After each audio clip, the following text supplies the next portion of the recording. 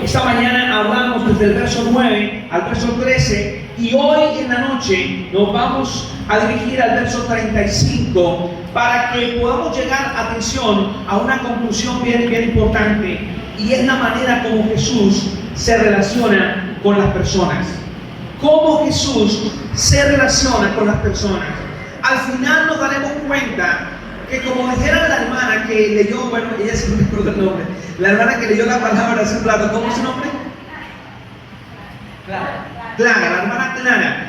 Cuando la hermana Clara estaba orando, decía la hermana en la oración: Jesús es nuestro mayor referente. Jesús es el ejemplo. Jesús nos enseña cómo debemos relacionarnos con las personas. Si hay tantas personas en la tierra, ¿qué quiere el Señor de nosotros? ¿Cómo quiere el Señor que nosotros veamos a las personas que habitan aquí en esta tierra? Y atención, yo quiero que leamos el verso 35 que aparece aquí. Miremos rápidamente y a la voz de tres, por favor, ustedes leen conmigo este versículo 35 para iniciar. 1, 2, 3. Recorría Jesús todas las ciudades y aldeas, enseñando en las sinagogas de ellos y predicando el evangelio del reino y sanando toda enfermedad y toda dolencia en el pueblo.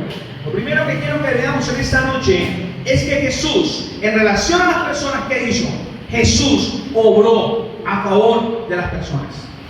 Es decir, todas las acciones de Jesús se dieron a favor de las personas. Las acciones de Jesús fueron orientadas a beneficiar a las personas. El mensaje del Señor es claro con su ejemplo. El Señor demostró su decisión de ser de bendición a las personas. Me llama la atención cómo comienza el texto 35. Comienza con un verbo que está en el modo indicativo, pero que está en un tiempo que es un tiempo pasado, con pretérito, que indica una acción repetitiva. Vamos a mirar de cuál verbo estamos hablando. Recorría. No dijo recorrió como un acto puntual que no se repitió más, sino dice recorría. Es decir, el solo verbo conjugado está indicando la reiteración de la actividad, cómo la actividad se dio de manera repetida, cómo la actividad del Señor la hacía una y otra vez. El Señor lo hizo muchísimas veces. Así que lo que nos deja el Señor claro, en primer lugar, es que el Señor obró a favor de las personas, yendo al lugar donde se encontraban las personas. Porque dice la palabra que recorría Jesús todas las ciudades y aldeas. Y atención que dice que en este recorrido del Señor iba a todas las ciudades. Las ciudades está haciendo referencia a los lugares donde había amplias y grandes construcciones y residían las personas. Pero a esas ciudades iba el Señor. Pero no solamente el ministerio estaba orientado a las ciudades, sino que también llegaba al campo. Porque dice que no solamente llegaba a todas las ciudades, sino que el Señor Jesús llegaba a todas las aldeas. Allí donde habían personas, allí llegaba Jesús con el mensaje. Iba al lugar donde estaban las personas, que entre otras cosas, hay un hábito del pueblo cristiano que podemos conservar, y es decirle a la gente: te invito al culto, eso está muy bien. O le debo decirle a la gente: te invito a la casa, como aprendíamos esta mañana de Mateo. Pero qué importante que el mensaje del Señor y el ejemplo del Señor fue ir a donde estaban las personas. El Señor nos da ejemplo de ir a donde estaban las personas, y es interesante que Jesús nunca da un mandato en el que Él no nos haya dado ejemplo primero. El Señor siempre que da un mandato nos permite que observemos qué hizo Él cuando enfrentó esa misma situación. En Mateo el capítulo 28 dice: id y haced discípulos a todas las naciones. Y cuando el Señor dice id y haced discípulos, es porque mientras Él estuvo en la tierra, Él fue al lugar donde estaban las personas.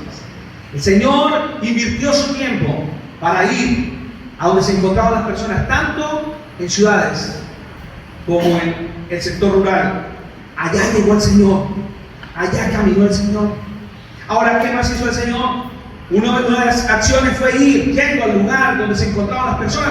Pero a favor de las personas, ¿qué más hizo? Pues mira lo que dice el verso 35: enseñando en las sinagogas de ellos. Mientras el Señor recorría, el Señor hacía la actividad de enseñarles las Escrituras.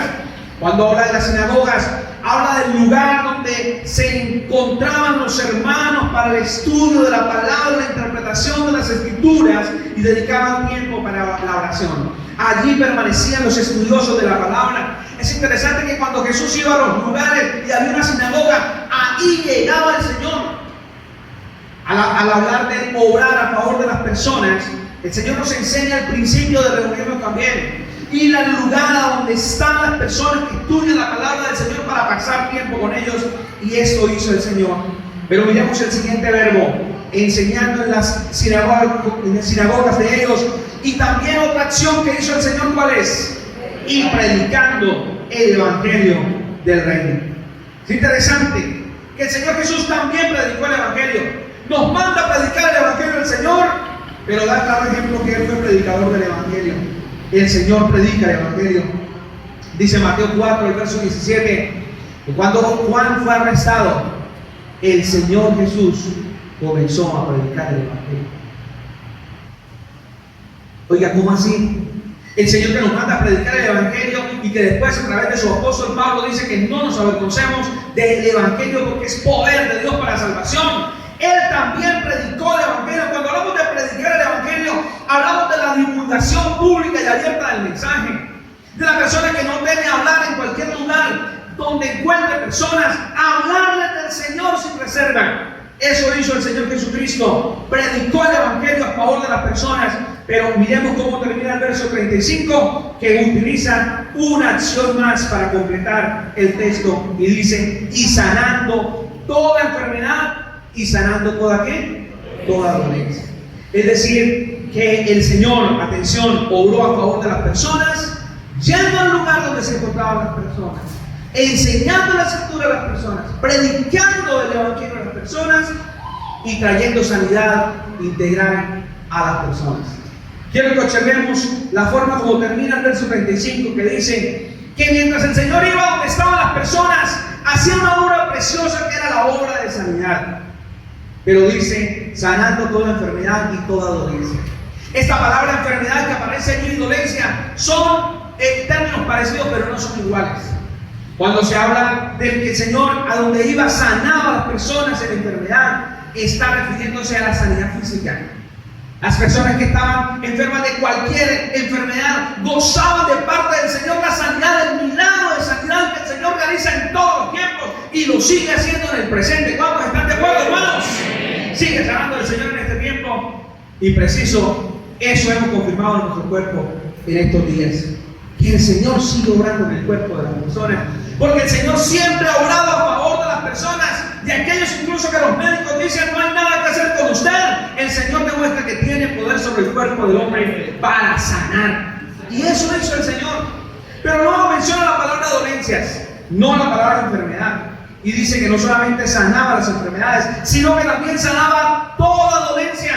Y este término dolencia que aparece allí no se refiere a las enfermedades corporales, se refiere a las enfermedades internas, se refiere al dolor y el quebranto de adentro del corazón, del alma. El Señor trajo sanidad integral a las personas, no solamente sanando su cuerpo físico, sino también sanando el corazón de las personas cargadas de tantas situaciones duras de pecado, sin ilusiones en la vida, sin deseos de vivir. Ahorita cuando hablamos de cantidad de personas que se están muriendo, hay un dato que llega a mi memoria y es la cantidad de personas promedio que se suicidan, que se quitan la vida todos los días. El dato de la Organización Mundial de la Salud dice que unas 3.000 personas en el mundo se quitan la vida todos los días. Imagínense ese dato. Unas 3.000 personas en el mundo se están quitando la vida todos los días. Significa que miles de personas han decidido no vivir más, están decepcionados de la vida, se sienten arruinados, fracasados, no tienen esperanza, su vida no tiene sentido. Pero el Señor llega a las personas para traer no solamente aliento físico y levantarnos en medio del quebranto físico, sino también dar esperanza a ese corazón que está triste, agobiado y sin ilusión. Eso hizo el Señor. Pero quiero que observemos a dónde lo hizo, verso 35. Sanó la enfermedad toda, sanó la dolencia toda en el pueblo.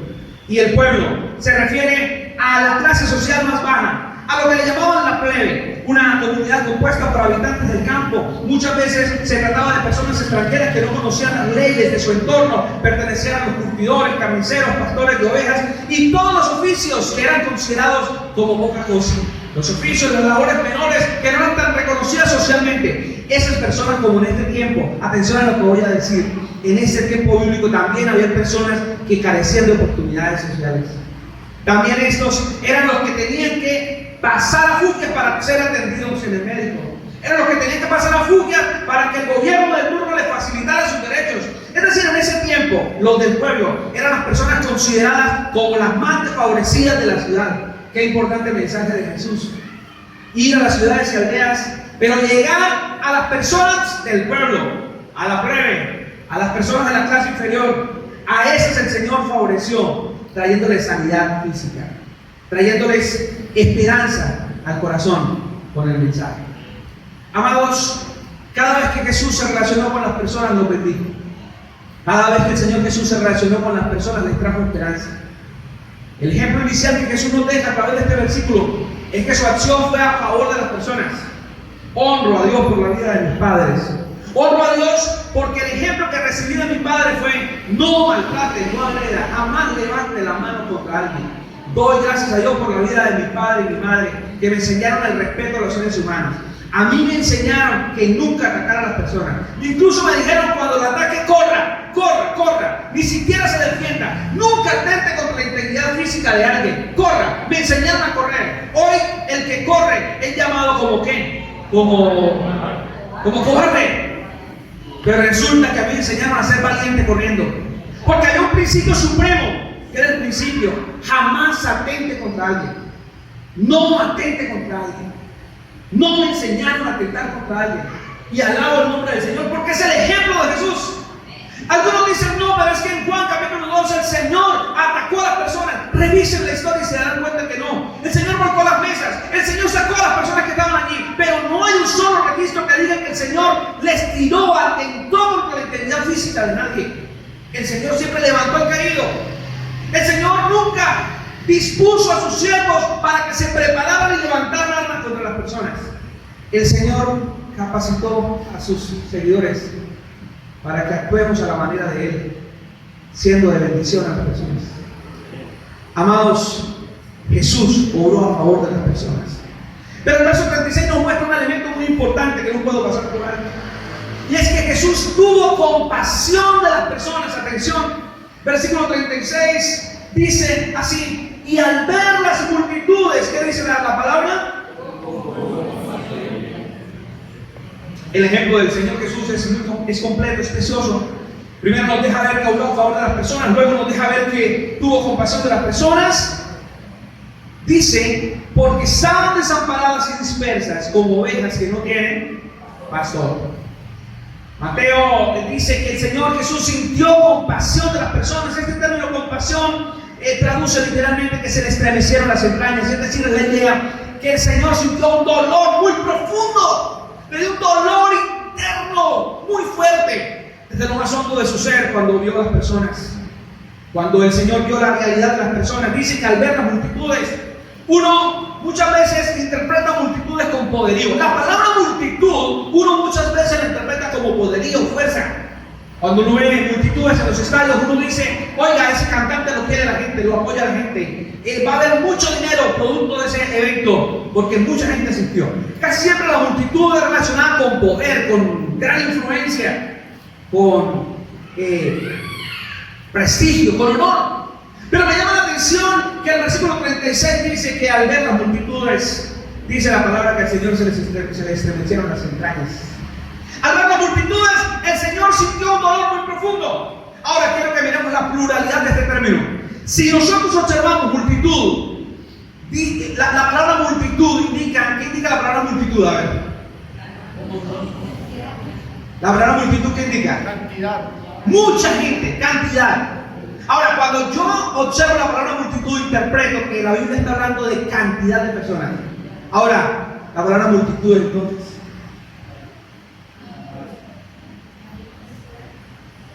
O sea que eran montones de personas. Muchas personas, incontables personas. En el contexto cultural, geográfico, histórico, me encontré con un detalle. Parece que el Señor estaba en un lugar como este, donde se ubicaba estratégicamente. Y frente a él encontraba multitud por todos los lados. Y a eso hace alusión el evangelista cuando dice, al ver la multitud. Cantidad de personas por todos lados. Ahora todos seguían a Jesús. Muchos aclamaban a Jesús y gritaban arengas de Jesús. El maestro, el Señor, el pastor. Pero el Señor, aún viéndolos, sintió un dolor muy fuerte. No siempre porque la iglesia esté llena indica que las cosas están bien. Las iglesias pueden estar llenas, los corazones perdidos. De allí que al principio no todos los que vienen al templo los vamos a ver en el cielo. Y eso es lo que nos deja ver. El Señor vio la realidad de las personas. Por eso el Señor no se dejó sorprender por la multitud, sino que cuando vio la multitud, el Señor vio más allá la realidad de las personas. Al ver la realidad de las personas, que a veces las personas sonríen, pero eso lo decía esta mañana, pero por dentro están llorando, que a veces las personas se muestran fuertes, pero por dentro sienten miedo, que a veces las personas muestran tenerlo todo, pero por dentro realmente están vacías, y nosotros muchas veces nos confundimos cuando vemos las personas, pero por dentro hay otra realidad. Lo interesante de esto es que el Señor sí conoce la realidad. Y nosotros los creyentes debemos conocer la realidad. No nos dejemos impresionar. El poder, el dinero que tienen las personas no significa el éxito en la tierra. Es posible que muchos lo tengan todo aquí en la tierra, pero si no tienen a Jesús están vacíos. Y nosotros necesitamos ir más allá, ver la realidad de Jesús y cómo la vio Jesús cuando se encontró con esta multitud. Ahora el verso 36 nos deja ver que no solamente el Señor vio la realidad, sino que el Señor vio el estado de las personas. Verso 36. Y al ver las multitudes, tuvo compasión de ellas. ¿Por qué razón? Porque estaban desamparadas y estaban dispersas. Y el Señor entendía el estado real de estas personas. El término desamparadas y dispersas indica que estas personas estaban en una condición realmente triste, estaban en una condición realmente dolorosa. Esto de desamparadas y dispersas quiere decir el yacer postrado. Es la idea de yacer postrado. Es la idea de personas que tienen serias heridas morales y espirituales que no los dejan levantar. Son personas como dice la palabra, que nos dio vida a nosotros cuando estábamos muertos en delitos y pecados. Una persona desamparada y dispersa es una persona que está en una condición de muerte. Su condición de muerte no permite que tenga la capacidad de producir algo bueno y no tiene solución para su propia necesidad. Por eso la persona desamparada y dispersa es una persona que está sufriendo con una necesidad muy fuerte, moral y espiritual. Así vio el Señor a las personas. Lo que estamos viendo hoy socialmente es un mundo cargado de pecado que está afectado moral y espiritualmente. Vemos a un mundo cada vez creciendo en cosas, en poderío, en influencia, creciendo en posesiones. Vemos a comunidades cada vez más ricas de cosas materiales, pero hay ausencia del Señor. Por eso hay mucha gente con influencia social, pero están desamparados y dispersos. Hay mucha comunidad desamparada y dispersa. Por eso es que nosotros muchas veces nos preguntamos, oigan, ¿y cómo es que esa gente hace lo que hace? ¿Cómo que una señora atenta contra su hijo, por ejemplo? Recientemente pasé por un puente allí en Ibagué y recordaban la historia. Una señora que se iba a tirar del puente a quitarse la vida. No sé si de pronto algún familiar aquí de los que está presente o alguien que me está viendo. Lamento esta situación de la familia, porque muchas veces se relatan historias y hay un receptor de la información que lo vivió, que sintió el dolor. Y recuerdo la historia que se vivió allí cuando la señora le dice, no lo haga, señora.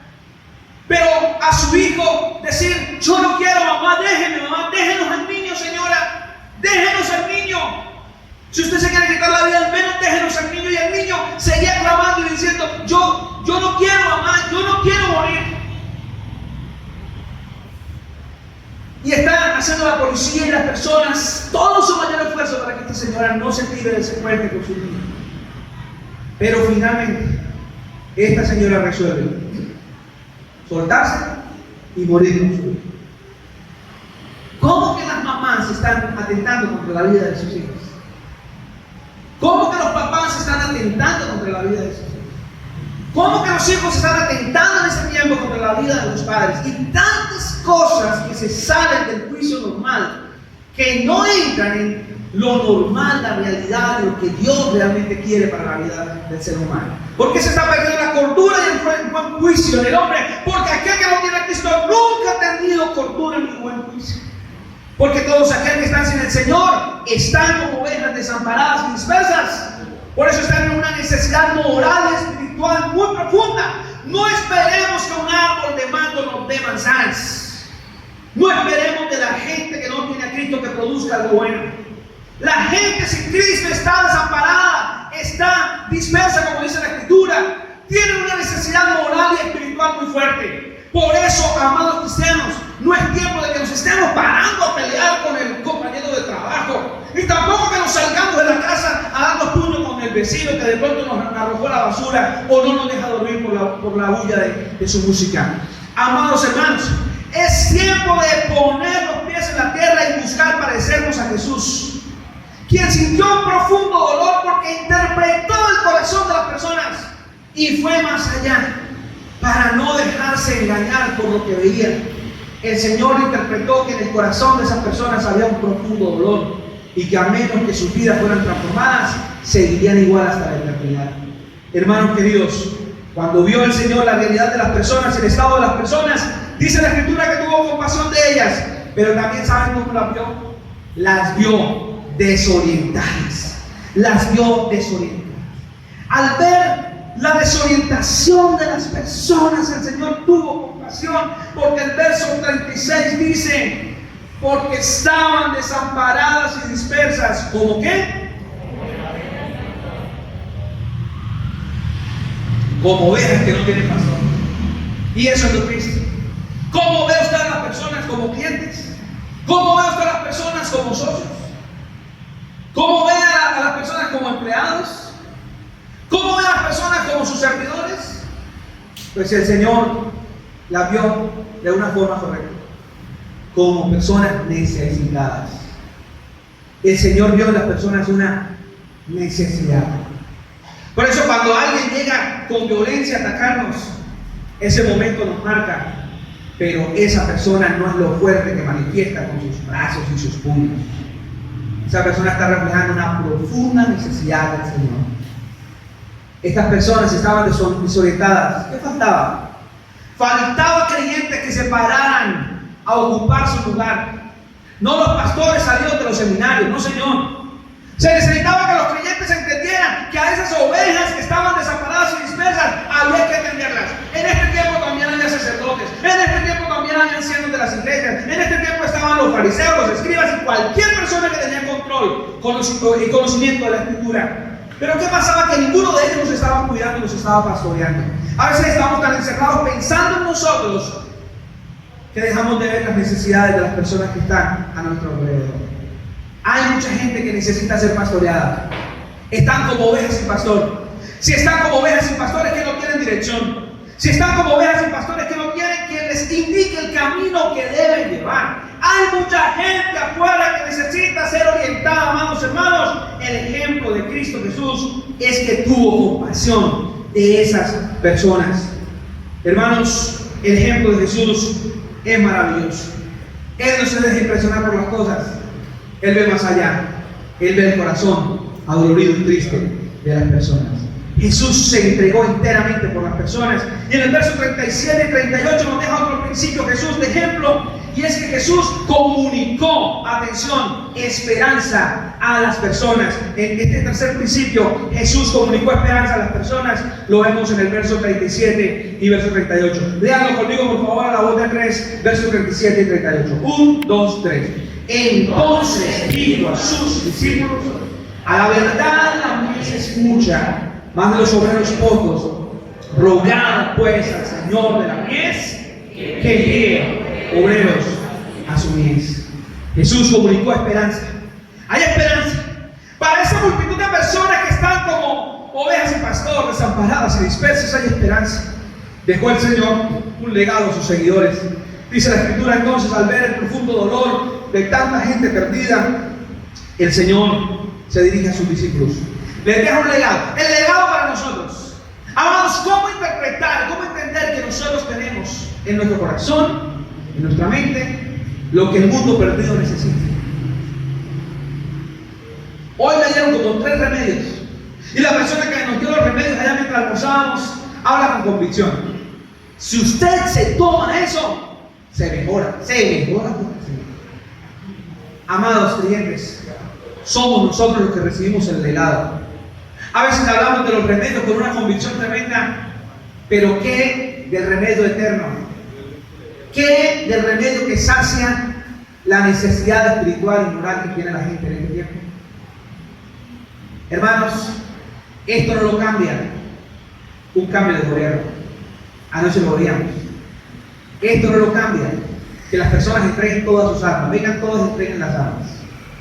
Anoche concluíamos que los tiempos peligrosos que habla segunda de Timoteo 3 no se deben a que tantas armas se empuñe la gente. Incluso decíamos que si repartiéramos todas las tierras por partes iguales, se las diéramos a todos los habitantes de la tierra, y todo el dinero del mundo y se lo repartiéramos por partes iguales a las personas, esto igualmente no va a cambiar. Porque el tema no es de las cosas, el tema es del carácter. Por eso, mientras el carácter de la persona no cambie, los tiempos serán y seguirán siendo peligrosos. El mensaje y legado para la iglesia es: hermanos, somos nosotros. El cambio comienza con nosotros. En segunda Crónica vemos a un pueblo que está pasando por pruebas y adversidades, y el llamado en segundo de Crónicas es: si mi pueblo se humilla. O sea, el mensaje de cambio no es para la comunidad, es para su pueblo. O sea, el cambio es del pueblo. El que tiene que cambiar la visión es el pueblo. Somos nosotros los cristianos los que tenemos que cambiar. El mundo cambia, el pueblo de Dios cambia primero. Necesitamos dar el paso. Por eso el legado es para sus discípulos. Les dejó el legado a sus seguidores. Les habló el Señor a sus discípulos, verso 37. Y evidencia la gran necesidad de atención Jesús cuando dice: a la verdad la mies es mucha y los obreros son pocos. El término mies es el término que indica segar, el término que indica cosecha, es el acto de segar. Y por aplicación se refiere a la muchedumbre de gente convertida a la fe cristiana y la cantidad de personas que está próxima a llegar. La mies es mucha. La mies es mucha. Es interesante que dice: los obreros son pocos.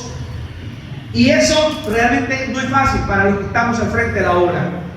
Nosotros como Iglesia Alianza lo estamos viviendo. Hace 15 días presentaba en una de las iglesias y decía: tenemos unas 40 iglesias que no tienen pastor en Colombia. Y tenemos en muchos lugares pidiéndonos iglesia, pero las que tenemos ahorita, tenemos 40 iglesias, dije yo, que no tienen pastor. Muchas iglesias que no tienen pastor. Y entonces, un hermano se acerca y me dice: pastor, ¿no le parece que hay como muchas iglesias que no tienen pastor? ¿Seguro? Le decía: sí, hermano. Entonces me tomé la tarde y luego en la noche fui a predicar a otra iglesia y revisé. No eran 40, 43. En la noche, en la predicación de la otra iglesia, compartí. Son exactamente 43. La mies es mucha y los obreros son muy pocos. La necesidad es muy grande y quienes están cumpliendo la tarea son poquitos. ¿Cómo interpretar que el Señor me usa en el lugar donde me encuentro, mientras me movilizo en el taxi, mientras estoy en la bucheta, mientras viajo de un lugar a otro, mientras trabajo, mientras comparto con las redes sociales, mientras hablo con una persona por teléfono, mientras espero el turno de ser atendido con aquellas personas que estoy haciendo lo que le llaman algunos una cola o esperando el turno? Allí tengo una ocasión muy linda de parte de Dios para compartir un mensaje que transforma la vida de cualquier persona. Amados, hay una gran necesidad. Los obreros son muy pocos. La necesidad siempre es mayor. Si pasara lo contrario, que los obreros son más que la necesidad, entonces el mensaje estaría fallando en algo. La aplicación y la vivencia estaría fallando en algo. Pero aquí lo que nos está indicando la palabra es que la necesidad siempre será más grande. Por eso no hay un solo obrero en la mies del Señor que vaya a carecer de trabajo. Todos los obreros del Señor van a tener trabajo. Les digo a los estudiantes que llegan al seminario, al instituto bíblico nuestro, he hablado con ellos: muchachos, son tantas las bondades de venir a capacitarse. Si usted no sirve aquí, mire, pocas instituciones terminan de formar una persona y le garantizan trabajo. Pocas. La institución vocacional que nosotros tenemos, todas las personas que forman le garantizan trabajo, a todas. Los que no están trabajando por otras razones, no porque no haya trabajo, serán por otras razones. Quizás no tiene la vocación, quizás tiene otras expectativas, pero no es porque no haya trabajo. Es una bolsa de empleo efectiva la iglesia. Tiene trabajo para todos los creyentes. Así, amados, que el mensaje y el legado es grande, la necesidad es grande, como lo dice la Escritura, pero la solución es perfecta. Atención, que el Señor indica aquí la gran solución. Y la solución está evidenciada en el verso 38, cuando dice: rogad pues al Señor de la mies que envíe obreros a su mies. A veces cuando cantamos la mies escucha: aquí, envíame a mí. Nosotros cantamos y con pasión, y casi siempre cuando cantamos eso como que se le derraman a uno las lágrimas. Aquí, envíame a mí, yo iré por aquellos que vayan sin ti, envíame a mí, yo iré. ¿Cómo penetra ese? Cuando uno lo canta se emociona y cierra los ojos y uno... Pero al terminar los anuncios, el pastor dice: necesito 10 hermanos para que me acompañen a Olímpico a evangelizar esta tarde, y ningún hermano por ahí, él con la esposa y otros 2 por allí, no se completan los 10, no llegan los 10. Cuando más de 100 estaban llorando y diciéndole: envíame a mí, yo iré. Perdóname la expresión, pero a veces cantamos alguito de mentiras. A veces no entendemos lo que cantamos, ni siquiera lo que le estamos diciendo al Señor. Amados hermanos, esta rogada al Señor de la mies, que envió obreros a su mies, la acción del ruego es una acción que implica oración. Rogar al Señor implica orar. Es decir, en nuestras oraciones roguemos, pero no es lo mismo, no es la misma palabra. Esta no es la misma palabra oración que se usa en otros contextos. Esta rogada al Señor de la mies que envió obreros a su mies no es orar como cuando usted tiene el plato de comida en la mesa y usted ora, o cuando usted abraza a su familia antes de dormir y ora. No es la misma oración. Esta rogada al Señor de la mies tiene que ver con un derramamiento de parte del Señor. Tiene que ver con una súplica al estilo de Ana, cuando pidió que por favor le concediera un hijo y que ella se lo iba a dedicar todos los días de la vida. Este ruego es una disposición de corazón para decirle: Señor, te suplico, porque hay una necesidad. Miles de personas están muriendo y no hay quien le hable, no hay quien les hable. Es decir, esa no es una oración cualquiera. Por eso tantas veces quizás le hemos pedido al Señor: Señor, manda obreros, Señor, manda obreros.